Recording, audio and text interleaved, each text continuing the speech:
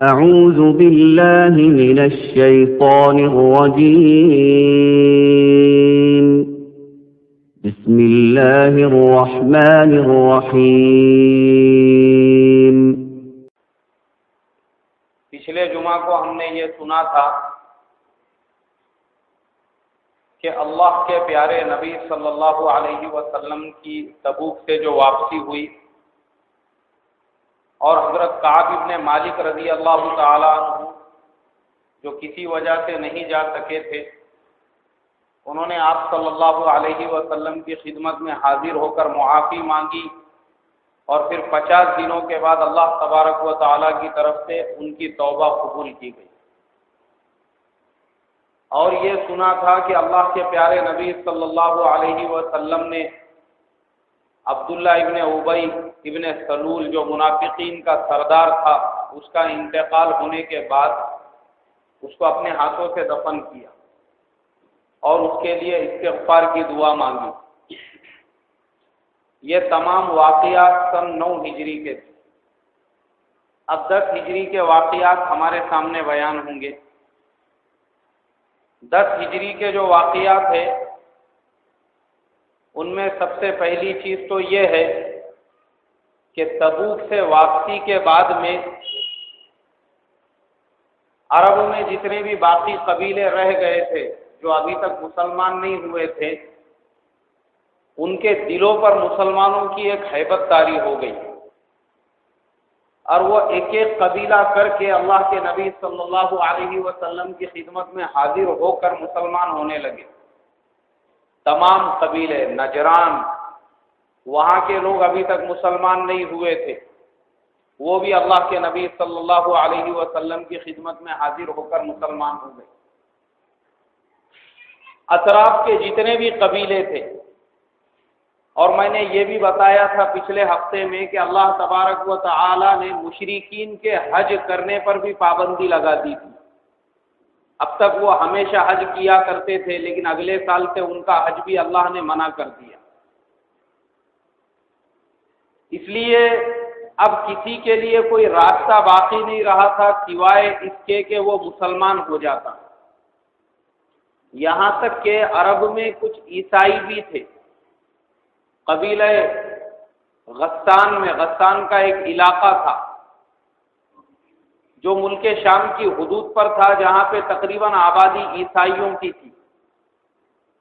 وہ بھی اللہ کے نبی صلی اللہ علیہ وسلم کی خدمت میں حاضر ہوئے اور حاضر ہو کر انہوں نے اللہ کے نبی صلی اللہ علیہ وسلم کو بحث و مباحثے کے لیے پکارا اور یہ کہا کہ ہم آپ کے ساتھ میں مناظرہ کرنا چاہتے ہیں۔ اللہ کے نبی صلی اللہ علیہ وسلم نے کہا ٹھیک ہے، میں اس کے لیے تیار ہوں۔ اب وہ اللہ کے نبی صلی اللہ علیہ وسلم سے حضرت عیسیٰ علی نبینا علیہ الصلاۃ والسلام کے بارے میں سوالات کرنے لگے اور آپ صلی اللہ علیہ وسلم ان کا جواب دینے لگے۔ تو اللہ تبارک و تعالی نے سورہ آلی عمران کو نازل کیا۔ سورہ آلی عمران جو ہے، اس میں شروع کی تمام آیتوں میں اللہ تبارک و تعالی نے حضرت عیسیٰ علیہ السلام کے پورے واقعے کو بیان کیا ہے، اور اسی میں یہ کہا ہے اللہ تبارک و تعالی نے کہ حضرت عیسیٰ علی نبینا علیہ الصلاۃ والسلام وہ اللہ تبارک و تعالی کے بندے ہیں۔ جیسے حضرت آدم علیہ السلام اللہ کے بندے ہیں، ویسے ہی اللہ حضرت عیسیٰ علیہ السلام بھی بندے، کمثل آدم۔ اللہ نے کہا وہ بھی آدم کے جیسے، اور جیسے ہم نے آدم علیہ السلام کو مٹی سے بنایا تھا، ویسے ہی حضرت عیسیٰ علیہ السلام کو بھی مٹی سے ہی بنایا ہے۔ عیسائی اس بات کو ماننے کے لیے تیار نہیں ہوئے، انہوں نے کہا کہ نہیں، حضرت عیسیٰ علیہ السلام تو اللہ کے بیٹے تھے۔ آپ صلی اللہ علیہ وسلم نے کہا کہ نہیں، قرآن میں جب اللہ نے کہہ دیا کہ وہ بندے تھے تو بندے ہی تھے۔ اب اس کے بعد میں آپ صلی اللہ علیہ وسلم نے ان تمام عیسائیوں کو مباہلے کے لیے پکارا، اس کا بھی ذکر ہے سورہ آل عمران میں۔ مباہلہ کیا ہوتا تھا؟ مباہلہ یہ ہوتا تھا اللہ کے نبی صلی اللہ علیہ وسلم نے ان عیسائیوں سے کہا کہ چلو تم سارے کے سارے عیسائی مدینے کے باہر ایک میدان میں، اور میں اپنے سارے خاندان کے ساتھ چلتا ہوں، میری بیٹی حضرت فاطمہ رضی اللہ تعالی عنہ، میرے نواسے حضرت امام حسن والحسین رضی اللہ عنہما، میرے داماد حضرت علی کرم اللہ وجہہ، یہ میرا پورا گھرانہ ہے، ہم بھی سب چلتے ہیں میدان میں، تم بھی چلو، اور اللہ تبارک و تعالیٰ سے دونوں مل کر یہ دعا کریں گے کہ اے اللہ جو حق پر ہے اس کو باقی رکھ، اور جو ناحق ہے آسمان سے ایک آگ برسا اور اس کو ختم کر دے، اس کو جلا کر راکھ کر دے۔ تو عیسائی ڈر گئے، اس لیے کہ وہ جانتے تھے اللہ کے پیارے نبی صلی اللہ علیہ وسلم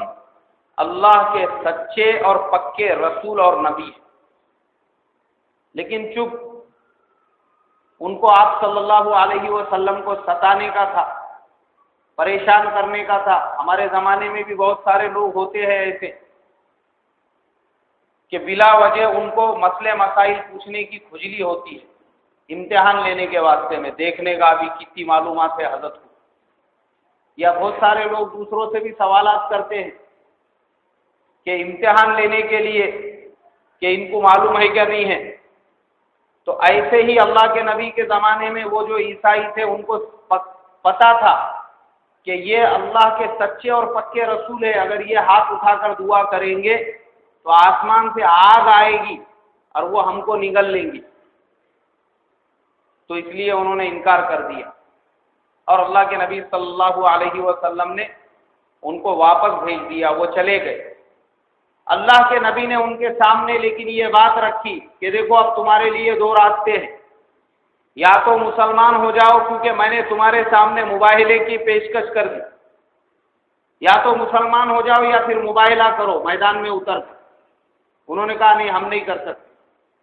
پھر تیسری چیز یہ کہی کہ ٹھیک ہے اب مسلمان ہو جاؤ، بولے ہم مسلمان بھی نہیں ہو سکتے۔ پھر آپ نے یہ کہا کہ جزیہ دینے کے لیے تیار رہو، اس کے علاوہ تمہارے پاس کوئی راستہ نہیں ہے، بولے ہم اس کے لیے تیار ہیں۔ آپ صلی اللہ علیہ وسلم نے حضرت ابو عبیدہ ابن الجراح رضی اللہ تعالیٰ عنہ کو ان کے ساتھ بھیجا کہ جاؤ ان کو اسلام سکھاؤ۔ وہ گئے ان کے ساتھ، کئی دنوں تک ان کے ساتھ میں رہے،